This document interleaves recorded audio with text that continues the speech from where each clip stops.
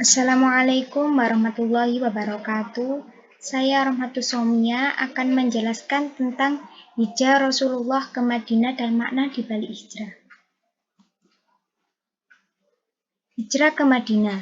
Tiap tahun umat Islam merayakan datangnya tahun baru Islam yang hitungannya berdasarkan hijrahnya Nabi Muhammad SAW ke Madinah. Adapun tantangan dan hambatan yang dilalui Nabi Muhammad ada 3, yakni yang pertama, tidak selamanya dakwah diterima. Yang kedua, tidak terikat pada satu sasaran. Yang ketiga, keselamatan lebih utama. Yang pertama, yakni tidak selamanya dakwah diterima. Meskipun demi untuk menyebarkan agama yang suci dengan cara yang baik, namun urusan hidayah punya cerita lain. Bahkan dakwah seorang nabi sekalipun tidak selamanya bisa diterima umatnya.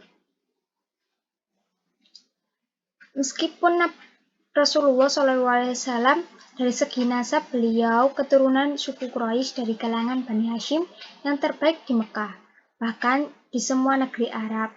Segi akhlak dan kesantunan beliau SAW secara aklamasi digelari sebagai Al-Amin, di mana orang-orang kaya Mekah mempercayakan harta kekayaan disimpan di rumah Rasulullah.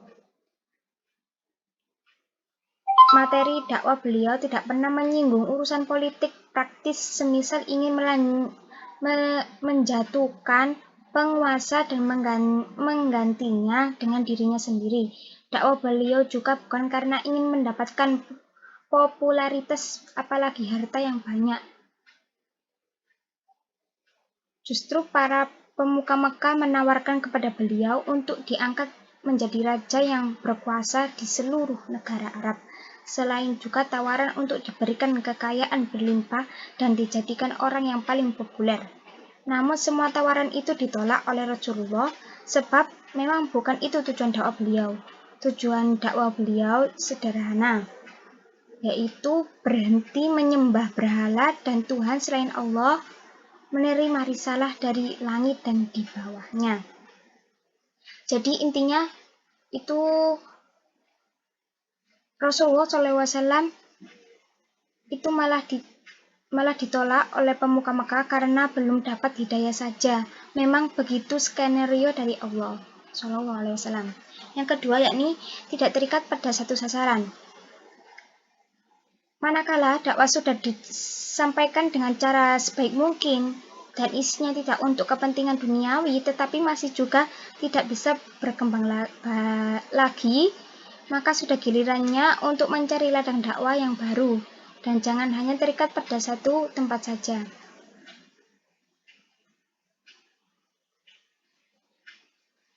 Bahkan sebaliknya, dakwah itu bisa dilakukan di mana saja. Rasulullah SAW berkali-kali mengusahakan dakwah keluar kota Mekah. Beliau sendiri pernah mencoba peruntungan dengan hijrah ke Taif meskipun gagal. Para sahabat juga pernah hijrah ke Habasyi di Afrika dan diterima oleh Raja An-Najasyi. Yang ketiga, yakni keselamatan lebih utama.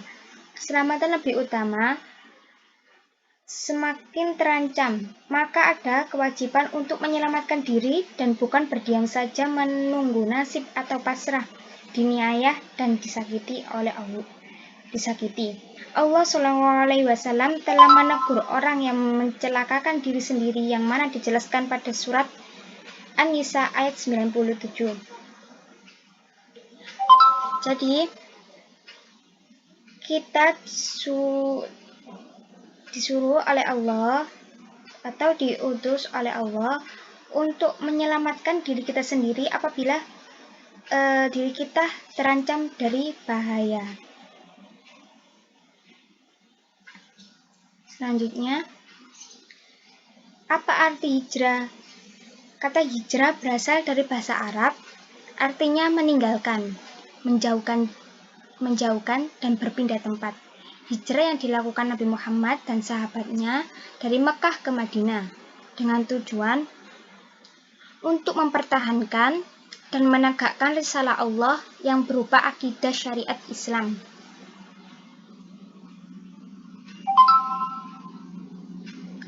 seperti yang diterangkan dalam surat Al-Baqarah juz 2 ayat 218. Makna hijrah sendiri adalah seseorang dikatakan hijrah apabila telah memenuhi syarat. Syarat yang pertama yaitu sesuatu yang ditinggalkan. Syarat kedua yaitu sesuatu yang akan dituju atau tujuan. Kedua syarat tersebut harus dipenuhi jika seseorang harus berhijrah. Hijrah pertama kali ditetapkan oleh Khalifah Umar bin Khattab radhiyallahu an sebagai jawaban atas surat wali Abu Musa al-Asy'ari. Khalifah Umar menetapkan tahun hijrah kalender tahun gajah kalender Persia untuk menggantikan penanggalan yang digunakan bangsa Arab sebelumnya. Sepertinya berasal dari tahun gajah, kalender Persia, kalender Romawi, dan kalender yang lain. Berasal dari tahun peristiwa-peristiwa besar jahiliyah. Khalifah Umar memilih peristiwa hijrah sebagai takwim Islam. Hijrah Rasulullah SAW dan para sahabat dari Madinah, peristiwa paling monumental dan perkembangan dakwah. Jadi hijrah Rasulullah ini dikenang menjadi peristiwa monumental dalam perkembangan dakwah tersebut. Selanjutnya, mengapa Madinah yang dipilih Rasulullah untuk hijrah? Yang pertama yakni warga Madinah menerima dakwah. Yang kedua, kota Madinah siap jadi basis dakwah. Yang pertama, warga Madinah menerima dakwah. Warga Madinah dalam menerima dakwah Islam karena menarik dalam kisah keislaman. Warga Madinah justru yang mencari-cari Rasulullah dan bukan didatangi sebagaimana warga Madinah ini dalam kesempatan haji dan banyak kesempatan lain berusaha ingin berjumpa dengan beliau untuk masuk Islam. Warga Madinah ini sudah dikenalkan sebelumnya tentang kenabian Muhammad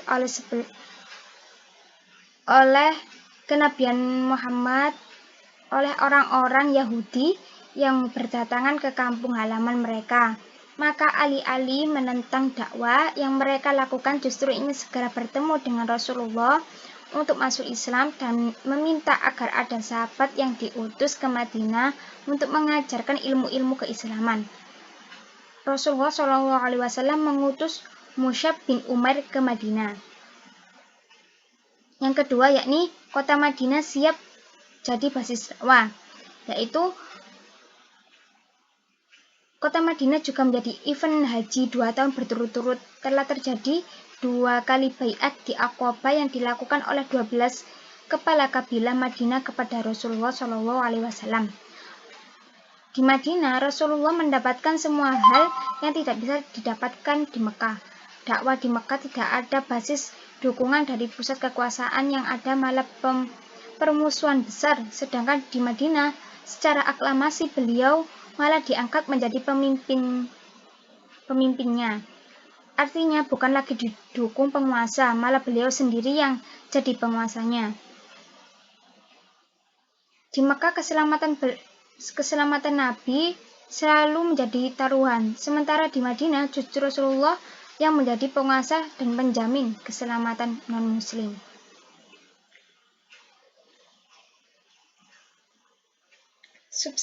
Substansi dan strategi dakwah Rasulullah SAW.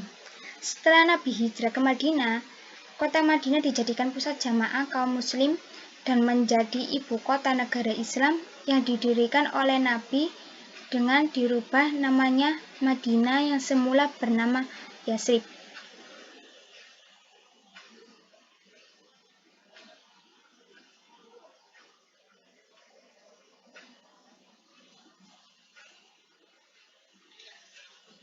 Adapun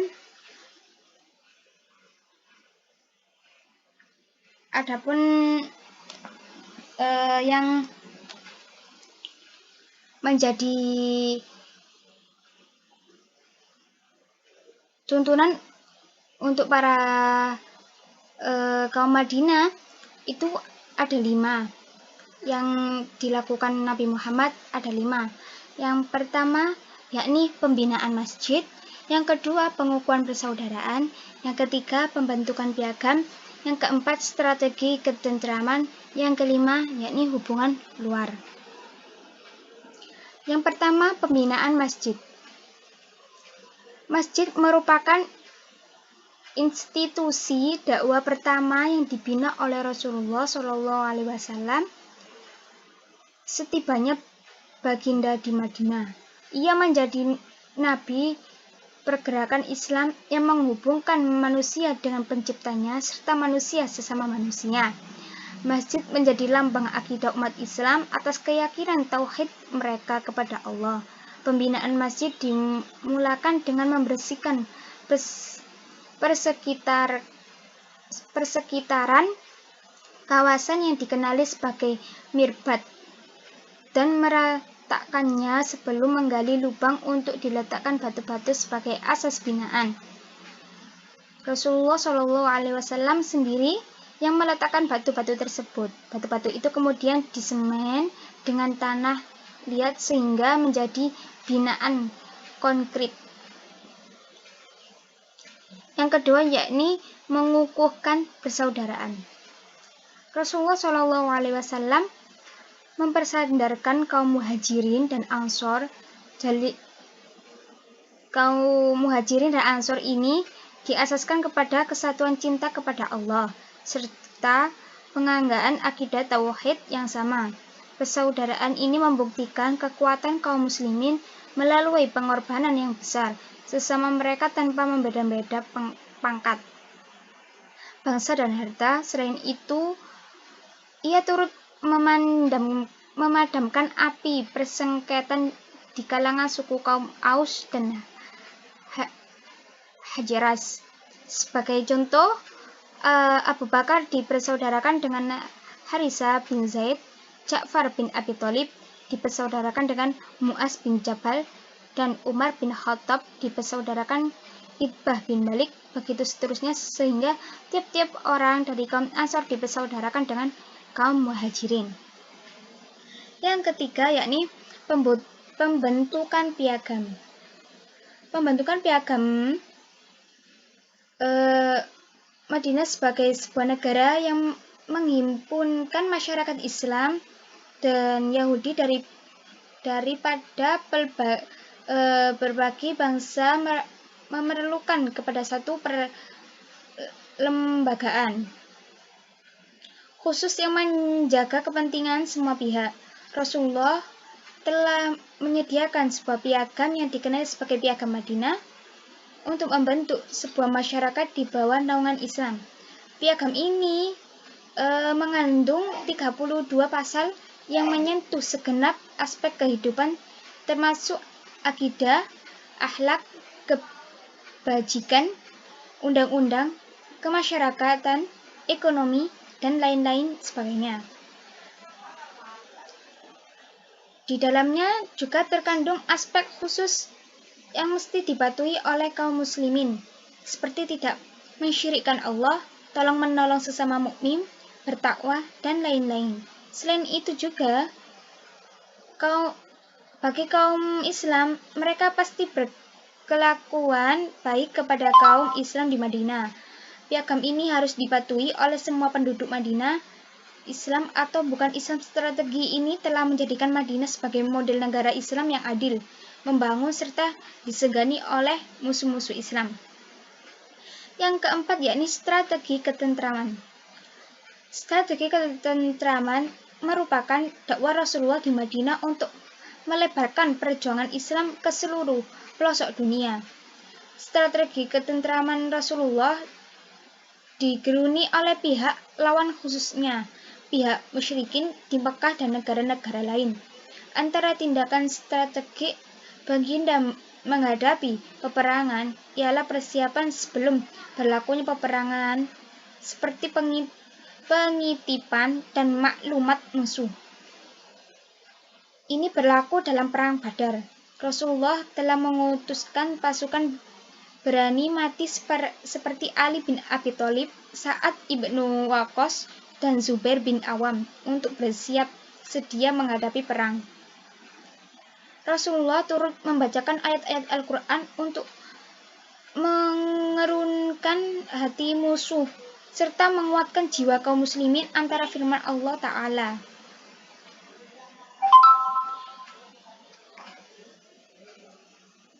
Yang sebagaimana yang dijelaskan pada surat Al-Anfal ayat 7 yang artinya, dan ingatlah ketika Allah menjanjikan kepadamu bahwa salah satu dari dua golongan yang kamu hadapi adalah untukmu, sedangkan kamu menginginkan bahwa yang tidak mempunyai kekuatan senjatalah yang untukmu, dan Allah menghendaki untuk membenarkan yang benar dengan ayat-ayatnya dan memusnahkan orang-orang kafir. Rasulullah turut mengambil pandangan dari para sahabat dalam menyusun strategi peperangan tersebut. Dalam perang Handak, Rasulullah setuju dengan pandangan Salman Al-Farisi yang berketurunan Parsi berkenan pembinaan banteng. Strategi ini membantu pasukan tentara Islam berjaya dalam semua peperangan dengan pihak musuh. Yang kelima yakni hubungan luar. Hubungan luar merupakan orientasi penting bagi melebarkan sayap dakwah dan terbukti melalui tindakan Rasulullah menghantar para dutanya ke negara-negara luar untuk menjalin hubungan baik berteraskan dakwah tauhid kepada Allah. Negara-negara itu termasuk Mesir, Irak, Parsi, dan Cina. Sejarah turut meramalkan bahwa Sa'ad ibn Waqqas pernah berdakwah ke negeri Cina sekitar tahun 600 Hijriah. Sejak itu, Islam bertebaran di negara Cina hingga saat ini. Para sahabat yang pernah menjadi duta Rasulullah yaitu Du'ya Kalibi kepada Kaisar Rom, Abdullah bin Huzaifah kepada Kaisar Hurmuz, Raja Parsi Ja'far bin Abu Thalib kepada Raja Abbasyi. Rasulullah membuat perjanjian persahabatan perdamaian dengan kaum Yahudi yang berdiam di kota Madinah dan sekitarnya. Tindakan ini belum pernah dilakukan oleh Nabi dan Rasulullah sebelumnya. Isi perjanjiannya yaitu yang pertama, kebebasan beragama bagi semua golongan dan masing-masing golongan mempunyai wewenang penuh terhadap anggota golongannya. Yang kedua, semua lapisan baik Muslim maupun Yahudi terus tolong-menolong dan saling membantu untuk melawan siapa saja yang memerangi mereka. Semua wajib mempertahankan kota bila ada serangan dari luar. Yang ketiga, kota Madinah adalah kota suci yang wajib dihormati oleh mereka yang terikat dengan perjanjian itu. Apabila terjadi perselisihan antara Muslim dan Yahudi, maka urusan itu diserahkan kepada Allah SAW dan Rasulullah, Al-Quran dan Sunnah. Yang keempat, mengakui dan mentaati kesatuan pimpinan untuk kota Madinah yang disetujui dipegang oleh Nabi Muhammad SAW. Itulah isi perjanjian yang dibuat oleh Rasulullah dan isi perjanjian persahabatan perdamaian yang dibuat oleh Rasulullah SAW. Sekian penjelasan dari saya. Kurang lebihnya mohon maaf. Terima kasih.